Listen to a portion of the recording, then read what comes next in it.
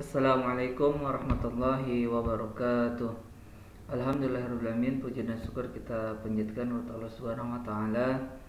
Salawat dan salam kita aturkan dan sampaikan kepada suri teladan kita Nabi Muhammad sallallahu alaihi wasallam, pada keluarganya, pada sahabatnya, dan semoga kita semuanya senantiasa istiqomah di jalannya dan di akhirat mendapatkan syafaatnya. Amin ya Allah ya rabbal alamin. Baik teman-teman semuanya, sekarang kita memasuki materi di pertemuan yang kelima, mata kuliah agama Islam dengan tema atau judul pembahasan yaitu niat dan ikhlas. Nah, di sini dikisahkan ada 3 orang yang sangat hebat. Yang pertama di sini adalah 3 orang pertama yang dipanggil Allah adalah penghafal Al-Quran, kemudian juga orang yang berjihad di jalan Allah, dan yang orang ketiga adalah orang yang memiliki banyak harta atau sebagai hartawan. Nah, dikisahkan ini yang pertama itu terkait penghafal Al-Quran. Itu Allah bertanya kepada orang yang biasa membaca dan menghafal Al-Quran. Allah tuh bertanya nih, bukankah aku telah mengajarkan kepadamu apa yang telah aku turunkan kepada utusanku?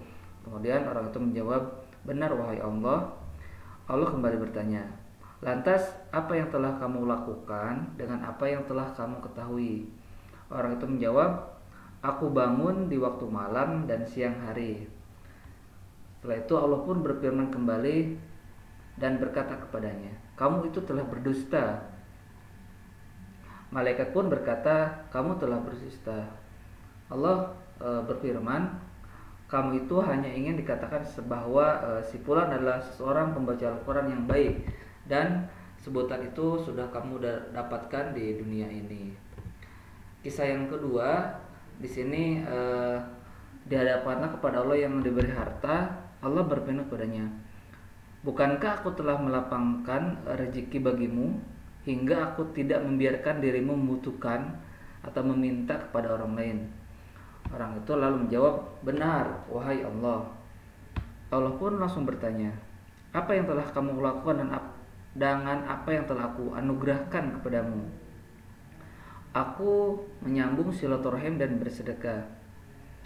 Allah pun berfirman kepadanya, kamu telah berdusta. Malaikat berkata kepadanya, kamu telah berdusta. Allah berfirman, akan tetapi dirimu hanya ingin dikatakan bahwa si fulan atau dirimu adalah orang yang dermawan. Nah, sebutan itu sudah kamu dapatkan. Kemudian kisah yang ketiga itu dihadapkan orang yang terbunuh di jalan Allah. Allah lalu bertanya kepadanya, karena apa dirimu terbunuh? Orang itu menjawab, aku diperintahkan untuk berjihad di jalanmu. Aku berperang hingga terbunuh. Kemudian Allah berkata, kamu telah berdusta. Dan malaikat pun mengatakan, kamu juga telah berdusta.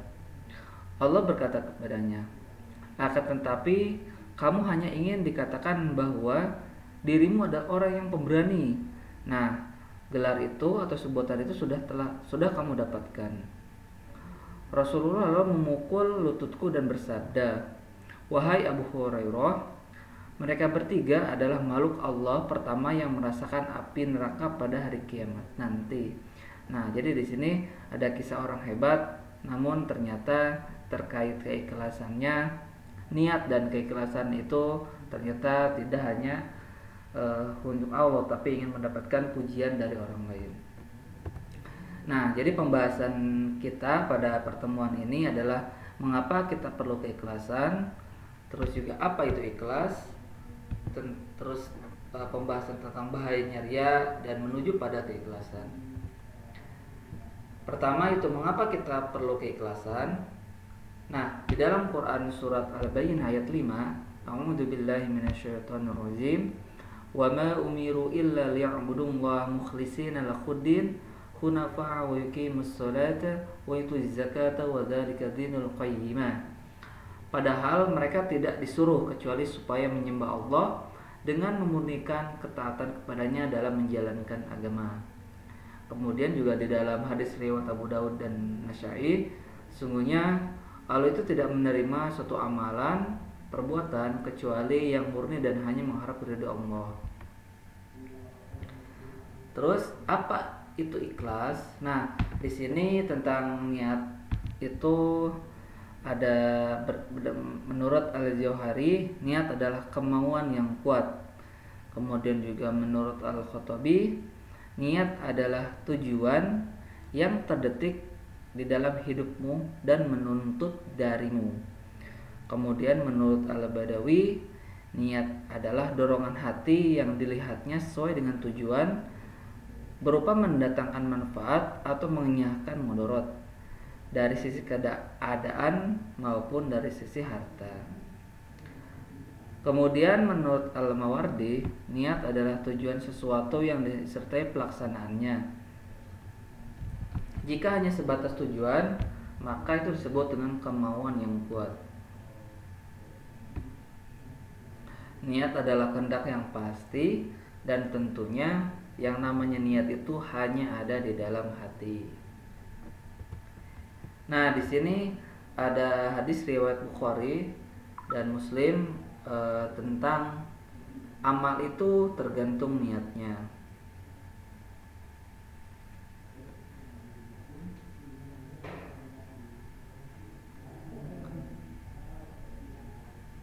Nah, dalam hadis yang sudah ma'ruf ini di tengah-tengah kita, yaitu tentang hadis niat. Di dalam hadis ini disebutkan mengenai orang yang hijrah karena wanita ya. Jadi apa sih yang dimaksud dengan berhijrah karena wanita?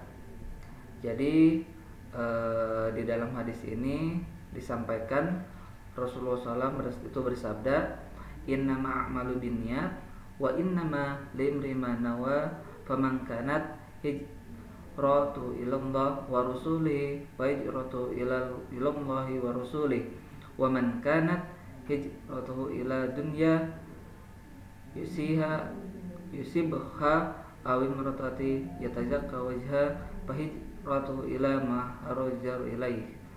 Yang artinya sesungguh itu setiap amalan tergantung pada niatnya, dan setiap orang akan mendapatkan apa yang ia niatkan. Jadi siapa yang hijrahnya karena Allah dan Rasulnya, maka hijrahnya untuk Allah dan Rasulnya. Kemudian siapa yang hijrahnya karena mencari dunia atau karena wanita yang ingin dinikahinya, maka hijrahnya itu kepada yang ia tuju. Nah, kalau dilihat dari sebabnya itu disebutkan dalam hadis ini ada seseorang ingin berhijrah karena seorang wanita itu ingin dia nikahi. Nah, wanita tersebut itu bernama Ummi Qais. Maka seorang laki-laki itu berhijrah di sini yaitu muhajir. Ummu Qais itu orang yang berhijrah karena Ummu Qais. Kemudian juga penyebutan wanita adalah sesuatu yang harus dari dunia umum yang disebut lebih dahulu. Ini menunjukkan peringatan keras bagi yang niatnya itu keliru hanya untuk kejar wanita saat berhijrah. Jadi teman-teman semuanya, jangan sampai kita itu salah niatan dalam beramal. Amalan yang baik seperti hijrah janganlah diniatkan semata-mata hanya untuk mengejar dunia atau khususnya itu ke arah wanita. Amalan soleh itu bisa jadi diterima jika niatnya itu ikhlas mengharap ridha Allah, dan disebut baik juga jika itu kita sesuaikan dengan perintah Allah dan Rasulnya Shallallahu Alaihi Wasallam.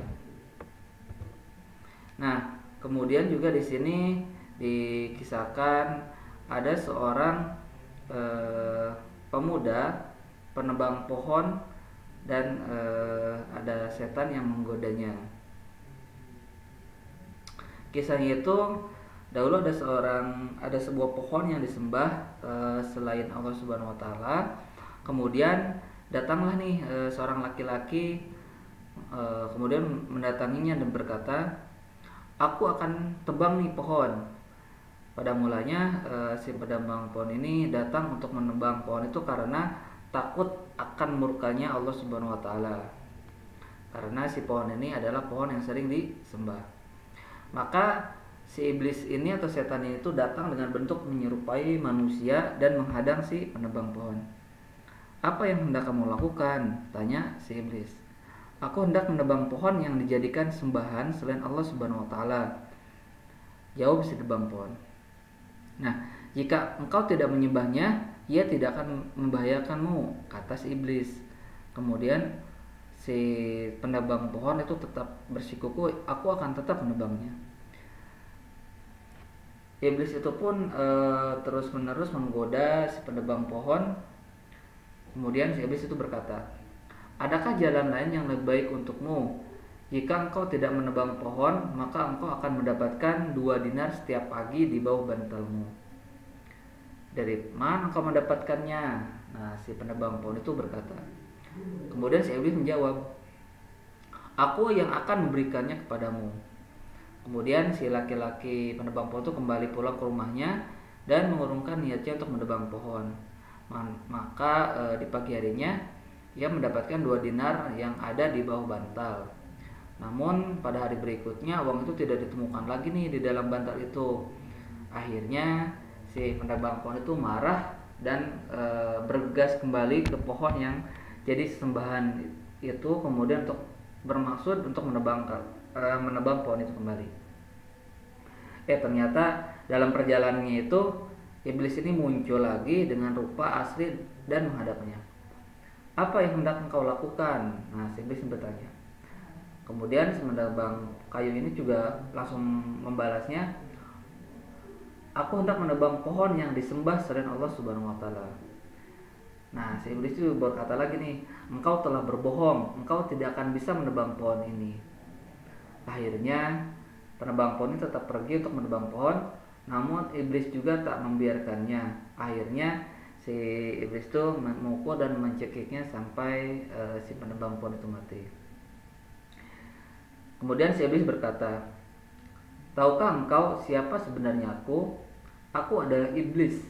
Pertama kali engkau marah dan hendak menebang pohon itu karena mencari ridha Allah Subhanahu wa taala. Saat itu aku tidak mampu menghalangimu, maka aku memujukmu melalui 2 uang dinar. Saat itu engkau tidak jadi menebang pohon tersebut. Nah, maka ketika engkau marah dan hendak menebang pohon hanya karena uang dinar, aku dapat menghalangi dan mengalahkanmu." Jadi di sini teman-teman pentingnya terkait niat. Kemudian di sini ada fenomena tentang niat. Niat ini adalah aktivitas yang sama, tapi bisa jadi nilainya berbeda karena berbeda juga niatnya. Niat juga tidak bisa mengubah yang haram menjadi halal. Niat ikhlas adalah syarat utamanya diterimanya amal. Kemudian juga amal yang baik bisa jadi salah jika niatnya tidak baik. Nah, di sini menurut Quran surat Al-An'am ayat 162 sampai 163, A'udzubillahi minasyaitonirrajim. "Qul innas salati wa nusuki wa mahyaya wa mamati lillahi rabbil alamin. La syarika lahu wa bidzalika umirtu wa ana awwal muslimin."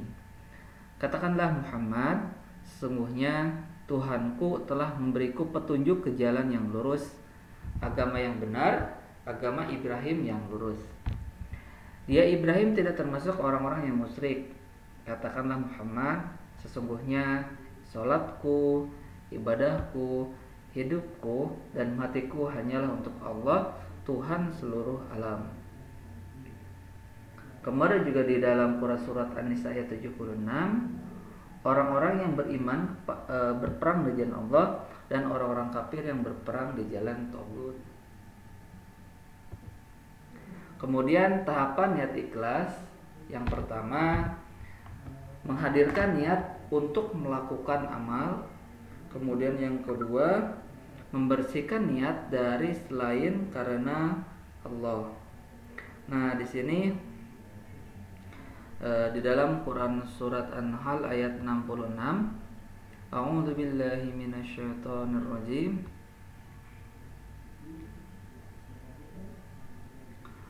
"Wa inna lakum fil an'ami la'ibrat nusqikum mimma fi butunihi min baini farsi wa madamin labanan khalisan sa'igal lisyaribin. Dan sungguh pada hewan ternak itu benar-benar terdapat pelajaran bagi kamu. Kami memberimu minum dari apa yang ada dalam perutnya berupa susu murni antara kotoran dan darah yang mudah ditelan bagi orang yang meminumnya. Kemudian juga sulitnya mewujudkan ikhlas. Di sini Abdullah bin Al-Mubarak berkata, berapa banyak amal yang remeh itu bisa menjadi besar gara-gara niatnya, dan berapa banyak amal yang besar itu menjadi remeh gara-gara niatnya. Kemudian juga Sufyan Ats-Tsauri berkata, tidak ada yang lebih sulit kutuntaskan pada diriku selain niat, sebab niat itu bisa berubah menjadi dosa atas diriku. Berniatlah dalam segala kebaikan yang engkau kehendaki, termasuk saat kau ingin menyapu. Kemudian Sahal bin Abdullah Ats-Tsauri, apakah sesuatu yang paling berat bagi jiwa? Maka dia menjawab, ikhlas, sebab ia tidak mendapatkan apa-apa. Materi yang ketiga itu tentang riya.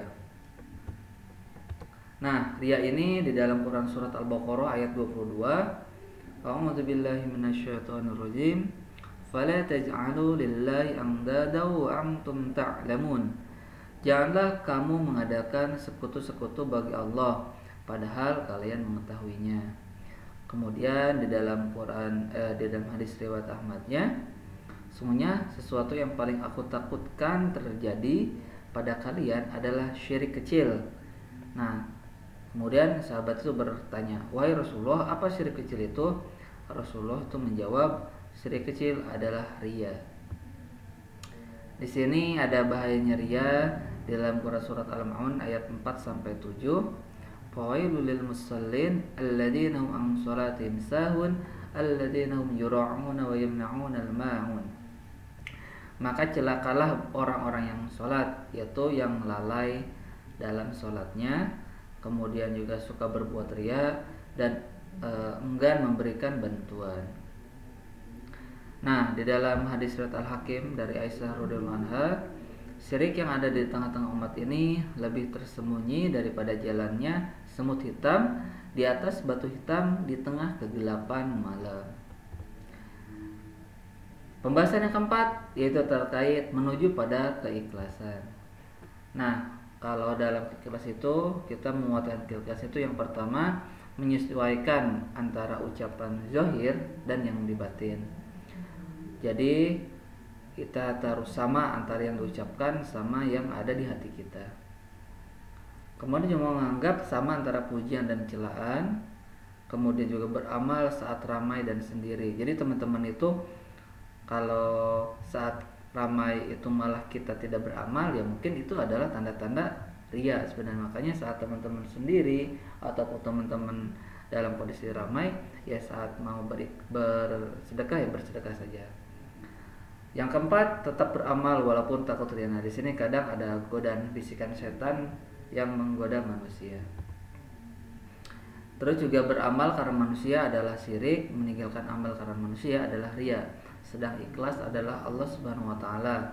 Selamatkanlah Anda dari keduanya.